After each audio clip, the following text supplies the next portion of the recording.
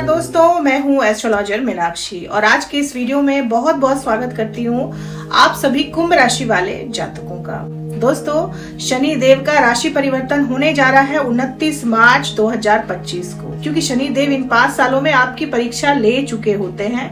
तो अब वो धीरे धीरे, क्योंकि शनि देव चलते ही धीरे धीरे हैं, शनै शनै चलते हैं, तो धीरे धीरे आपकी वो चीजें जो शनि देव ने इन 5 सालों में छीन ली थी वो अब आपको लौटाना शुरू करेंगे। तो 29 मार्च के बाद शनि की 7.5 से राहत मिलने का समय शुरू हो जाएगा। बहुत सारे अच्छे, बहुत सारे सकारात्मक परिणाम आपको देखने को मिलेंगे। श्रापित योग का जो निर्माण हो रहा है शनि और राहु के मेल से, उसका कितना असर देखने को मिलेगा आपकी राशि पर, और कौन कौन से उपाय आप कर सकते हैं जिसे कर कर आप श्रापित दोष के डर और भय से मुक्ति पा सकते हैं। लेकिन उससे पहले दोस्तों एक बात कहना चाहूंगी कि अगर अभी तक आपने मेरे चैनल को सब्सक्राइब नहीं किया है तो चैनल को सब्सक्राइब कर ले, लाइक करें, शेयर करें, कमेंट करें, बेल आइकन जरूर दबा दें दोस्तों, ताकि मेरी कोई भी वीडियो आए तो उसकी नोटिफिकेशन आपको सबसे पहले मिल जाए। सबसे पहले बात करते हैं कि जैसे ही 7.5 का तीसरा चरण शुरू होगा कौन से अच्छे परिणाम आपको देखने को मिलेंगे। दोस्तों, शनि देव आपके दूसरे भाव में प्रवेश करेंगे और दूसरे भाव में जब शनिदेव प्रवेश करेंगे तो उनकी 3 दृष्टियां जो कि आपके तीसरे, 10वें और 7वें भाव पर पड़ रही थी वो हट जाएगी। अब शनिदेव की दृष्टि आपके 4थे भाव पर पड़ेगी, आपके 8वें भाव पर पड़ेगी और आपके 11वें भाव पर पड़ेगी। शनि की दृष्टि जब आपके 7वें भाव पर पड़ती है तो आपके वैवाहिक जीवन में काफी समस्याएं लाते हैं शनिदेव, जो अब समाप्त हो जाएगी क्योंकि उनकी दृष्टि वहां से हट जाएगी। आपके विवाह तय होने में बाधाएं लाने का काम कर रहे थे शनिदेव, तो आपका विवाह तय हो सकता है। वैवाहिक संबंधों में सुधार आ सकता है। पति पत्नी के बीच जो मतभेद चल रहे थे, जो मनभेद चल रहे थे, वो दूर हो सकते हैं, डिस्प्यूट दूर हो सकते हैं। तो दंपतियों के लिए काफी राहत भरा समय रह सकता है ये। शनि की तीसरी दृष्टि आपके तीसरे भाव से हटकर 4थे भाव पर पड़ेगी, तो आपके छोटे भाई बहनों से जो आपका डिस्प्यूट चल रहा था वो खत्म हो सकता है। आपके पड़ोसियों से अगर किसी तरह का कोई डिस्प्यूट चल रहा था तो वो खत्म हो सकता है। आपके पराक्रम में वृद्धि होगी, आपके जीवन शक्ति में एक वृद्धि होगी, क्योंकि तीसरा भाव जो है वो पराक्रम का होता है। शनि देव की दृष्टि आपके 10वें भाव पर भी पड़ रही थी, तो आपके नौकरी में, आपके व्यापार में व्यवधान लाने का काम कर रहे थे शनिदेव, जो अब खत्म हो जाएगी। आपको नौकरी में तरक्की और प्रमोशन मिल सकता है, इसकी पूरी संभावना है। करियर में, आपके व्यापार में जो भी रुकावटें आ रही थी, जो भी व्यवधान था, वो सब कुछ दूर हो सकता है जैसे ही शनिदेव आपके दूसरे भाव में प्रवेश करेंगे। तो इन तीनों ही मामलों में आपको काफी हद तक राहत मिलेगी।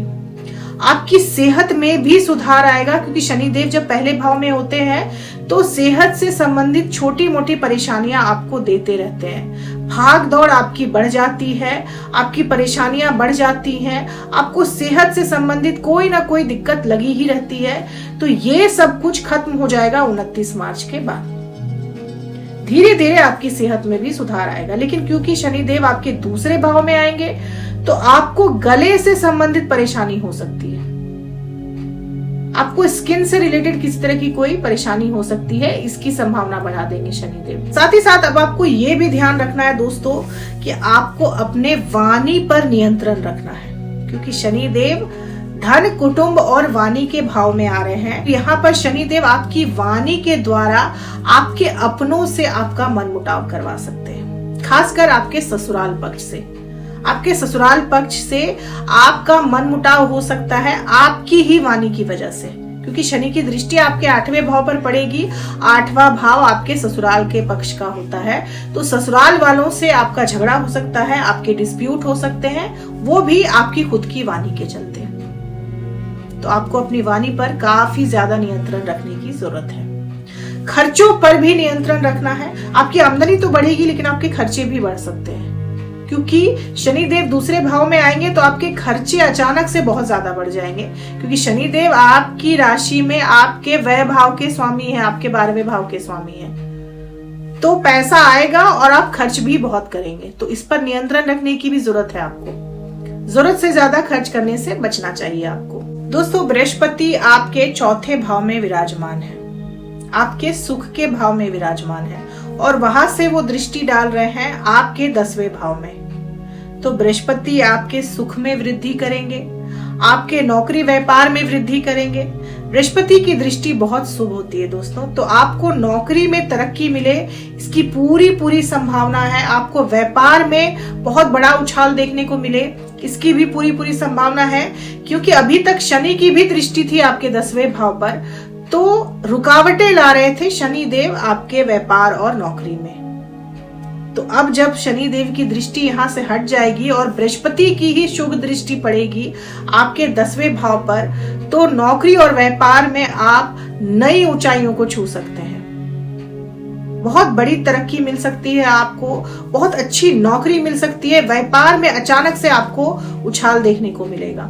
जो व्यापार अभी तक मंदा चल रहा था, व्यापार में आपको काफी घाटा देखने को मिल रहा था, उस व्यापार में अब आपको तरक्की और उछाल देखने को मिलेगा अप्रैल के महीने से।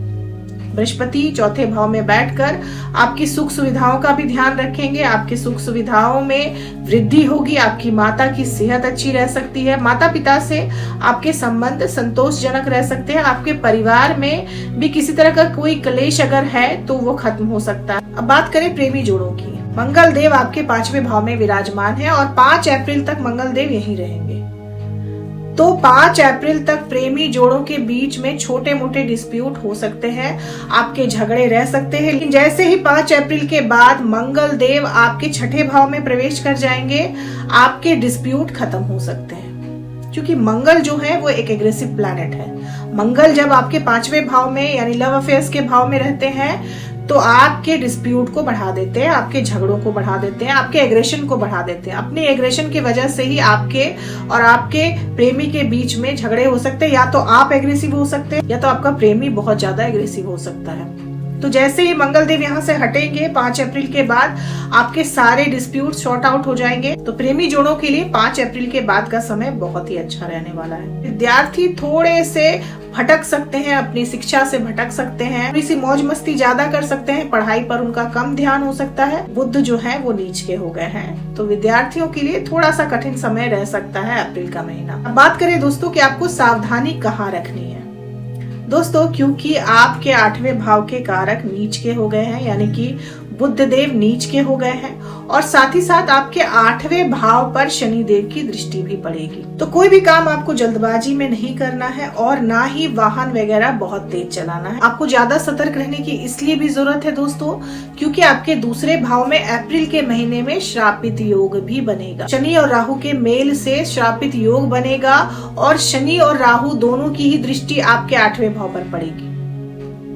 तो जीवन में अचानक घटने वाली घटनाओं को बढ़ा देंगे ये दोनों ग्रह, शनि प्लस राहु यानी कि डबल शनि। तो आपको कोई भी काम जल्दबाजी में नहीं करना है और वाहन चलाते वक्त काफी ध्यान रखना है। तो ये सावधानी अगर आप रख लेते हैं तो आपको श्रापित योग का कोई भी बुरा असर देखने को नहीं मिलेगा। बात करें कि वो कौन सा उपाय है जिसे कर कर आप शनि और राहु के इस श्रापित योग से बच सकते हैं। दोस्तों राहु हो या फिर शनि हो, इन दोनों का ही काट भगवान भोलेनाथ के पास ही है।